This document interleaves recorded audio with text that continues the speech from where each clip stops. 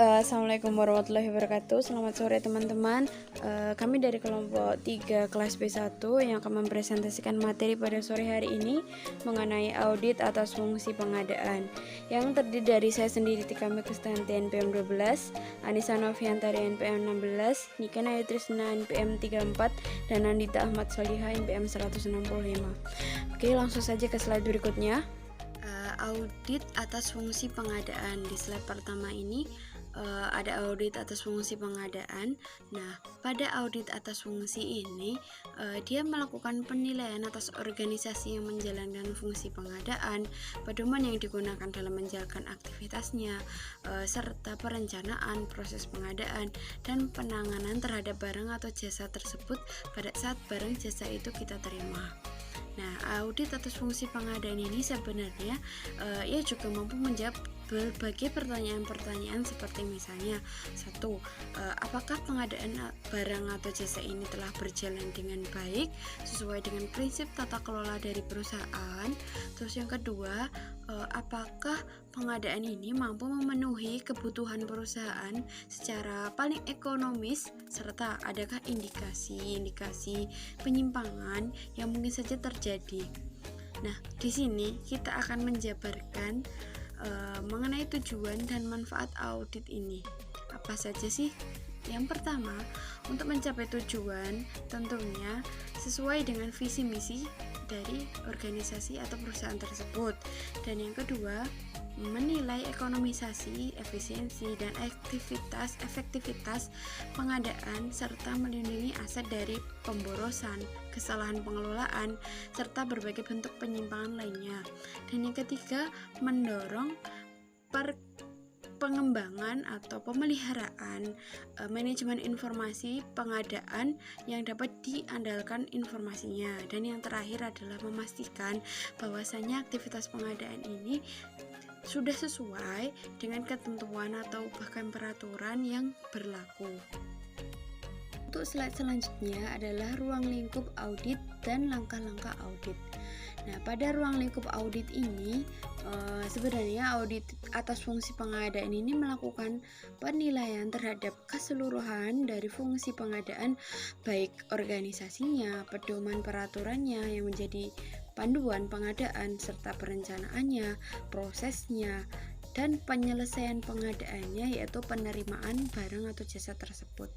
Nah, secara terperinci ruang lingkup audit fungsi pengadaan ini terdiri dari yang pertama, organisasi pengadaan, kedua, proses pengadaan yang di sini terdiri atas 1. Perencanaan pengadaan, 2. Pelaksanaan pengadaan, 3. Pembayaran dan pelaporan. Nah, langkah-langkah audit secara umum, proses audit pengadaan barang atau jasa ini mengikuti dari beberapa langkah berikut ini. Yang pertama, ada perencanaan audit. Dalam perencanaan audit atas fungsi pengadaan ini harus direncanakan untuk memastikan bahwasanya audit ini berjalan dengan kualitas tinggi dalam menilai ekonomisasinya, efisiensinya, efektivitasnya pengadaan barang atau jasa tersebut. Nah, dalam perencanaannya ini menyangkut beberapa hal berikut mengenai yang pertama ada penilaian risiko dan penentuan ruang lingkup audit. Kedua, ada penentuan jadwalnya audit. Yang terakhir, ada penentuan kebutuhan sumber daya dalam melaksanakan audit.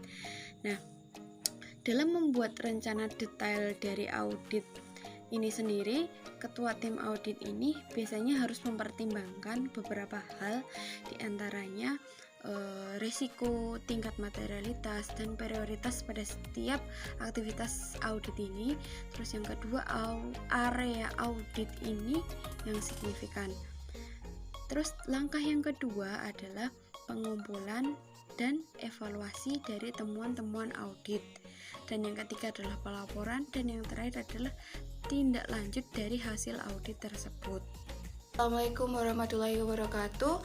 Perkenalkan, nama saya Anissa Noviantari, NPM 18133-1016. Di sini saya akan melanjutkan presentasi kami mengenai proses pengadaan barang atau jasa. Untuk proses pengadaan barang dan jasa harus mencerminkan keinginan organisasi untuk mendapatkan barang atau jasa untuk memenuhi kebutuhannya secara ekonomis, efisien, dan efektif. Kemudian secara umum proses pengadaan diawali dengan perencanaan, pelaksanaan, pelaporan, dan evaluasi atas aktivitas pengadaan. Kemudian untuk yang pertama, di sini ada perencanaan pengadaan.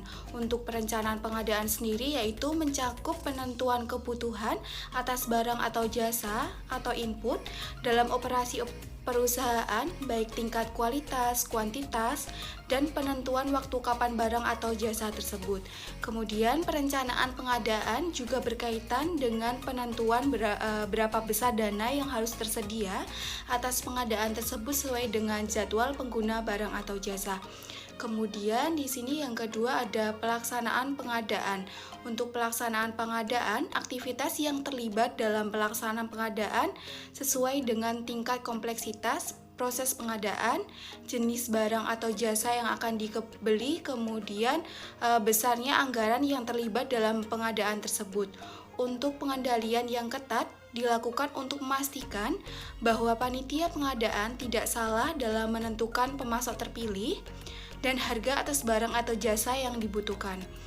Untuk banyak kasus penyimpangan yang terjadi di mana kolusi antara panitia pengadaan dengan pemasok memungkinkan terjadinya pemilihan pemasok secara diskriminatif atau tidak memberikan kesempatan yang sama kepada semua pemasok yang memenuhi syarat, yang dapat berakibat hilangnya kesempatan untuk mendapat atau barang atau jasa dengan pengorbanan minimal atau ekonomis. Proses pengadaan barang atau jasa untuk melaksanakan kontrak penyerahan barang.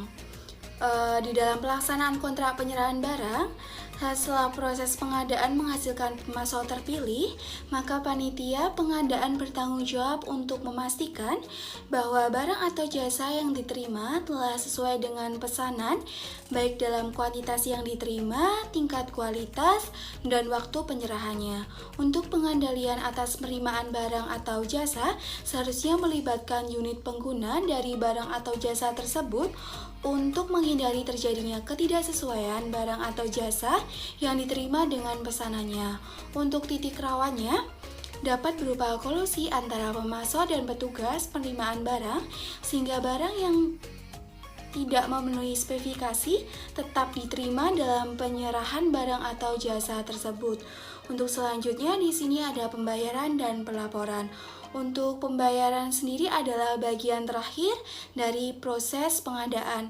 Untuk pembayaran baru bisa dilakukan jika serah terima antara barang atau jasa tersebut telah dinyatakan tidak mengandung masalah dan telah disahkan oleh pihak-pihak yang berwenang.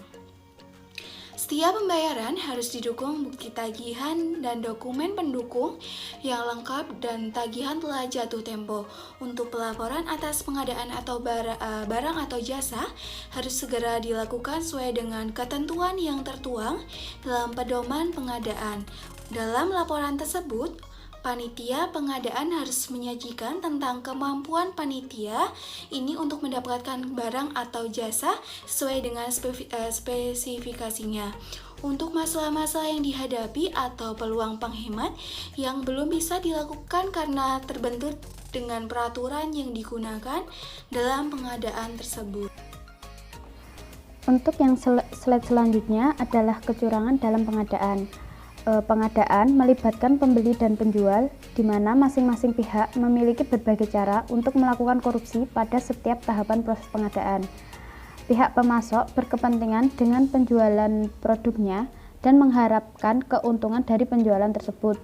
Dan untuk mencapai tujuan tersebut, berbagai perilaku menyimpang mungkin akan dilakukan, antara lain seperti yang pertama, berkolusi dengan pihak dalam menentukan harga penawaran. Kemudian secara diskriminatif meningkatkan standar teknis sehingga pemasok lain sulit untuk memenuhinya. Kemudian yang ketiga, mencampuri secara tidak beretika pekerjaan evaluator baik dalam proses tender maupun dalam serah terima barang atau jasa. Dan yang terakhir, memberikan sogokan. Panitia pengadaan di pihak lain memiliki kewenangan untuk menentukan spesifikasi barang atau jasa harga, dan pemasok terpilih. Dengan kewenangan ini, pembeli menjadi sasaran kolusi dari pemasok. Berbagai godaan, baik yang timbul dari perilaku buruknya maupun yang datang dari pemasok, mendorong pihak pembeli terjebak pada perilaku penyimpangan seperti menentukan spesifikasi yang menguntungkan pemasok tertentu, kemudian menerima sogokan, kemudian mengalihkan pengiriman barang untuk dijual kembali atau digunakan secara pribadi, kemudian meminta keuntungan pribadi dari pemasok, memalsukan kualitas atau standar sertifikasi, dan meningkatkan atau menurunkan nilai faktur. Sebagai penyimpangan lain yang mungkin terjadi dalam pengadaan dapat berupa pengadaan barang fiktif, harga pengadaan barang yang di markup, kemudian pajak atau PNBP sehubungan dengan pengadaan barang tidak dipungut dan atau tidak disetorkan. Kemudian yang keempat, kuantitas atau volume hasil pengadaan barang dikurangi.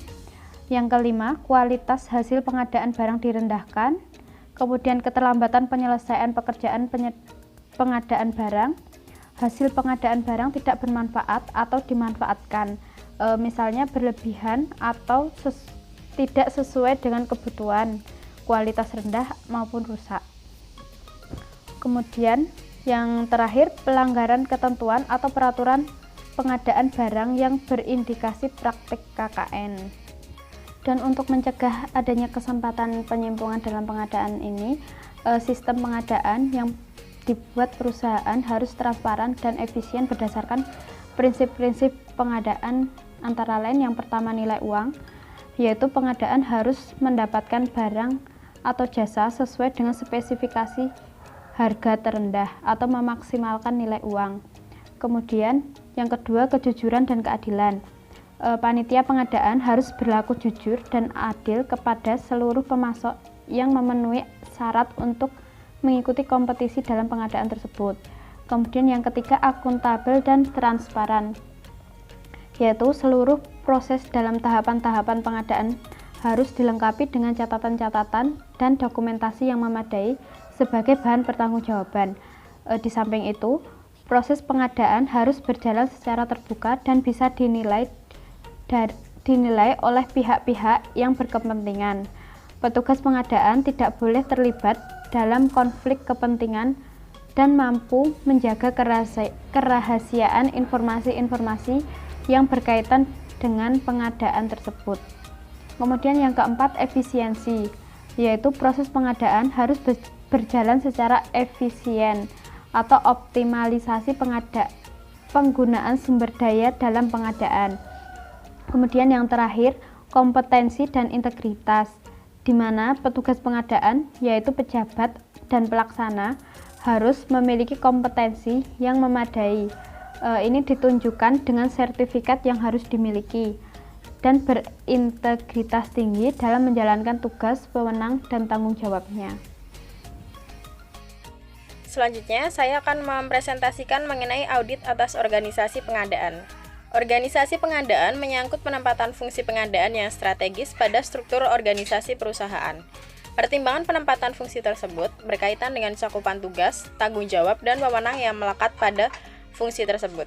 Agar pengendalian internal dapat berjalan dengan baik, maka fungsi pengadaan harus terpisah dari fungsi penyimpanan dan fungsi pencatatan atas transaksi pengadaan yang dilakukan. Organisasi pengadaan memegang fungsi perencanaan pemenuhan kebutuhan barang atau jasa, mengelola proses pengadaannya, menilai ketepatan spesifikasi barang atau jasa sesuai dengan kebutuhan penggunanya, mengotorisasi pembayaran, dan mempertanggungjawabkan pengadaan tersebut ke organisasi di atasnya. Organisasi pengadaan di tingkat pemerintah sesuai Peraturan Presiden Nomor 70 Tahun 2012 memiliki beberapa tingkatan jabatan yang bertanggung jawab dalam pengelolaan dan pengadaan barang atau jasa. Yaitu yang pertama ada pengguna anggaran yang selanjutnya disebut PA, adalah penjabat pemegang kewenangan penggunaan anggaran kementerian atau lembaga atau satuan kerja perangkat daerah atau penjabat yang disamakan pada institusi pengguna APBN atau APBD.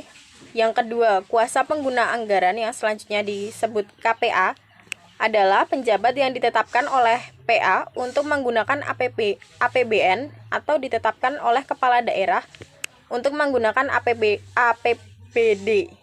Yang ketiga, penjabat pembuat komitmen selanjutnya disebut PPK adalah penjabat yang bertanggung jawab atas pelaksanaan pengadaan barang atau jasa.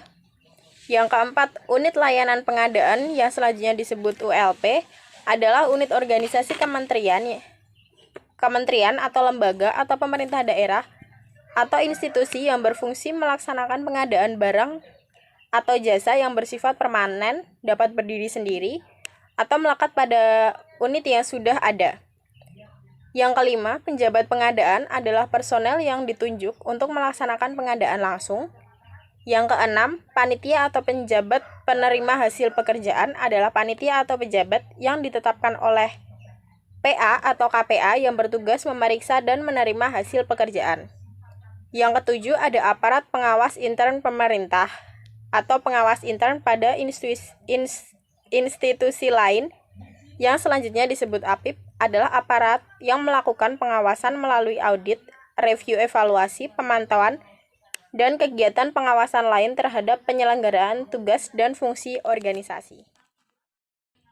Selanjutnya yang kedua, organisasi pengadaan swasta. Struktur organisasi pengadaan pada organisasi atau perusahaan swasta cenderung lebih ringkas namun tetap berpedoman pada tata kelola pengadaan barang atau jasa yang ekonomis, efisien, dan efektif.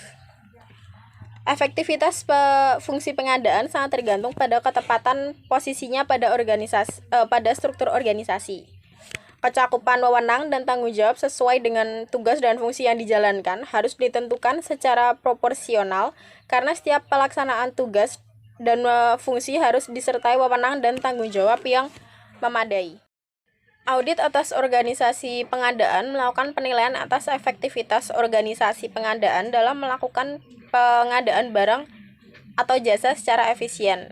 Auditor menilai ketepatan yang berupa, yang pertama ada penempatan organisasi pengadaan dalam struktur organisasi perusahaan, apakah penempatannya sudah sesuai atau belum.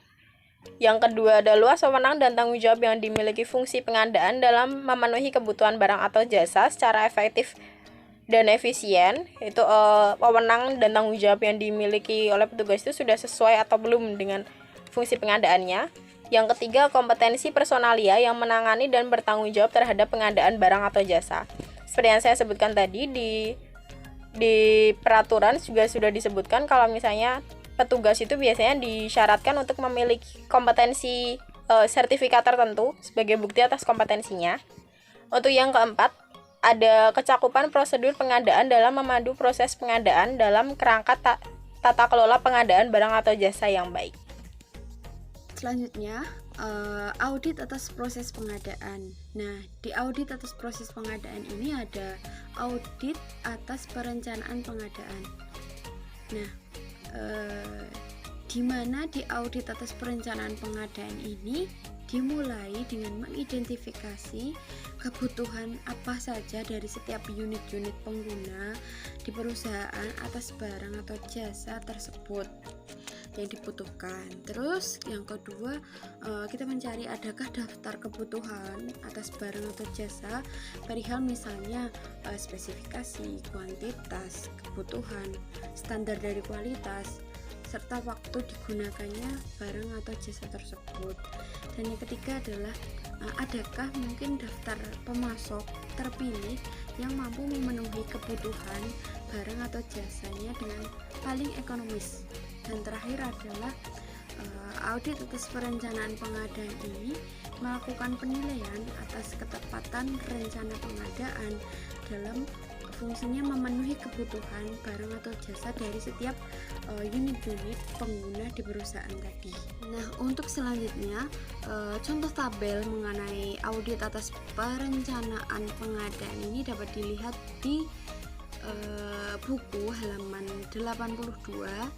Dan kemungkinan kecurangannya yang mungkin terjadi atas audit atas perencanaan pengadaan ini biasanya yang pertama seringkali terjadi adalah penggelembungan anggaran yang terjadi. Terus yang kedua, ada rencana pengadaan yang diarahkan misalnya spesifikasinya, teknisnya itu lebih mengarah pada brand, merek atau pengusaha tertentu. Terus yang ketiga, tidak mengumumkannya secara terbuka atas rencana pengadaan pada saat awal pelaksanaan anggaran terjadi. Terus yang keempat, adanya pemaketan pekerjaan yang direkayasa, di mana pekerjaan ini hanya bisa dilakukan oleh kelompok tertentu saja. Terus yang kelima, memecah pengadaan barang ini menjadi beberapa paket untuk menghindari pelelangan. Dan yang keenam, memecah pula pengadaan barang yang menurut sifat pekerjaannya ini harusnya merupakan satu kesatuan. Terus yang ketujuh, menyatakan atau menyatukan atau memusatkan beberapa kegiatan yang ini tuh tersebar di setiap unit-unit yang ada di perusahaan, di setiap satuan kerja, yang menurut sifat pekerjaannya itu sebenarnya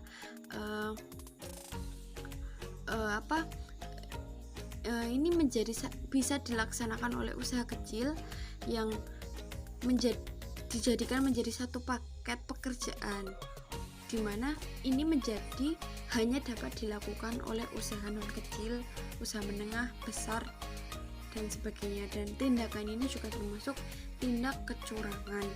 Terus yang kesembilan, ada juga rencana pembelian, di mana rencana pembelian ini tidak sesuai dengan kebutuhan yang seharusnya. Terus yang ke-10, penentuan jadwal waktu yang sangat tidak realistis. Dan yang ke-11, pemilihan metode penunjukan langsung untuk kontrak yang seharusnya melalui pelelangan secara umum dan terbuka.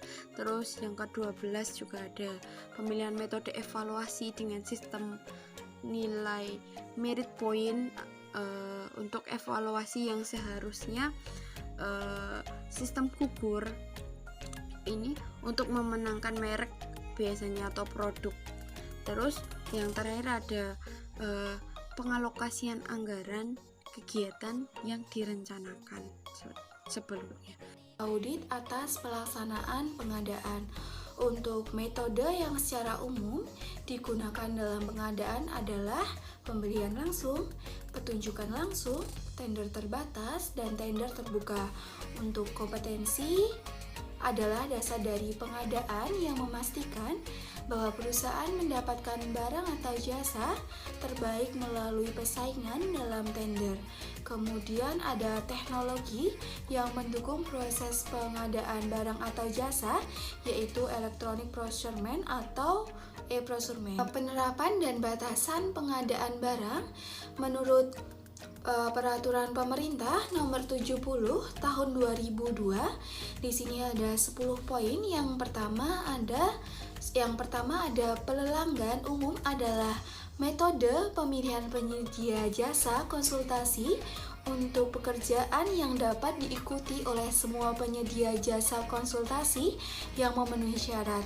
Kemudian yang kedua ada pelanggan terbatas adalah metode pemilihan penyedia barang atau pekerjaan konstruksi dengan jumlah penyedia yang mampu melaksanakan diyakini terbatas dan untuk pekerjaan yang kompleks. Kemudian yang ketiga di sini ada pelanggan sederhana adalah metode untuk pemilihan penyediaan barang atau jasa lain untuk pekerjaan yang bernilai paling tinggi 5 miliar rupiah. Kemudian yang keempat ada pemilihan langsung adalah metode pemilihan penyedia pekerjaan konstruksi untuk pekerjaan yang bernilai paling tinggi 5 miliar rupiah. Selanjutnya ada yang kelima yaitu seleksi umum adalah metode pemilihan penyedia jasa konsultasi untuk pekerjaan yang dapat diikuti oleh semua penyedia jasa konsultasi yang memenuhi syarat. Untuk yang keenam di sini ada seleksi sederhana adalah metode pemilihan penyedia jasa konsultasi untuk jasa konsultasi yang bernilai paling tinggi 200 juta. Untuk yang ketujuh, di sini ada sayembara. Untuk sayembara adalah metode pemilihan penyedia jasa yang memperlombakan gagasan orisinal, kreativitas, dan inovasi tertentu yang harga atau biayanya tidak dapat ditetapkan berdasarkan harga satuan. Kemudian yang kedelapan, di sini ada kontes. Untuk kontes adalah metode pemilihan penyedia barang atau jasa dengan cara menunjuk langsung satu penyedia barang atau jasa tersebut. Untuk yang kesembilan, di sini ada penunjukan langsung. Untuk penunjukan langsung adalah metode pemilihan penyedia barang atau jasa dengan cara menunjuk langsung satu penyedia barang atau jasa tersebut. Untuk yang terakhir atau yang ke-10, di sini ada pengadaan langsung. Untuk pengadaan langsung sendiri adalah pengadaan barang atau jasa langsung kepada penyedia barang atau jasa tanpa melalui pelelangan atau seleksi atau penunjukan langsung. Secara umum, pengadaan barang atau jasa yang dilakukan melalui tender, baik terbuka maupun terbatas, melibatkan walaupun tidak terbatas pada aktivitas berikut ini. Untuk yang pertama, ada pembentukan panitia pengadaan atau pejabat panitia pokja, pengadaan atau unit layanan pengadaan. Untuk panitia pengadaan dapat dibuat untuk setiap pengadaan atau dibuat untuk beberapa kali pengadaan dalam waktu tertentu. Untuk panitia tetap dengan masa kerja 1 tahun atau lebih. Kemudian yang kedua, di sini ada penyusunan dan pengesahan harga perkiraan sendiri atau HPS. Kemudian yang ketiga ada penyusunan dan pengesahan dokumen pemilih penyediaan barang. Kemudian yang keempat ada pengumuman pelelangan atau seleksi atau pengadaan. Yang kelima ada prakualifikasi atau pasca kualifikasi penyediaan barang. Kemudian yang keenam ada pendaftaran dan pengambilan dokumen pemilihan penyediaan barang. Kemudian yang ketujuh ada penjelasan unwitching. Yang kemudian yang kedelapan ada pemasukan dan pembukaan dokumen penawaran. Kemudian ke-9 ada evaluasi penawaran. Yang ke-10 ada sanggahan peserta lelang. Kemudian yang ke-11 ada penunjukan pemenang lelang. Dan yang terakhir ada penandatanganan kontrak. Untuk yang slide selanjutnya yaitu audit atas inspeksi dan penerimaan barang atau jasa.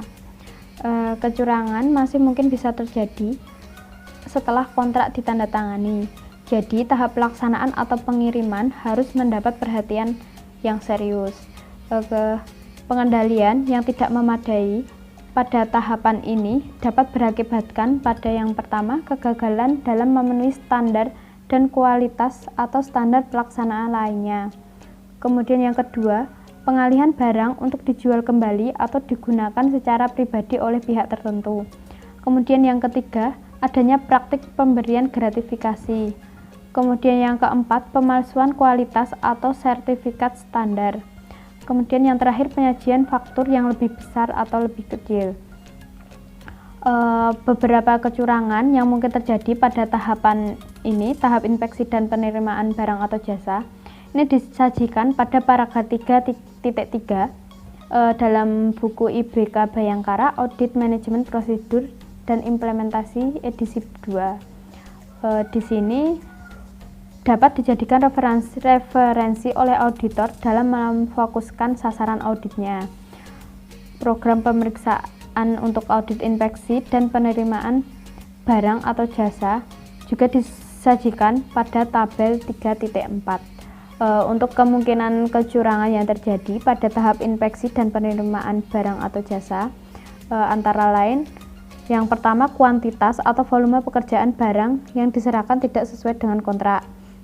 Kemudian kualitas pekerjaan yang diserahkan lebih rendah dari ketentuan dalam spesifikasi teknis atau kontraknya. Kemudian keterlambatan penyerahan barang.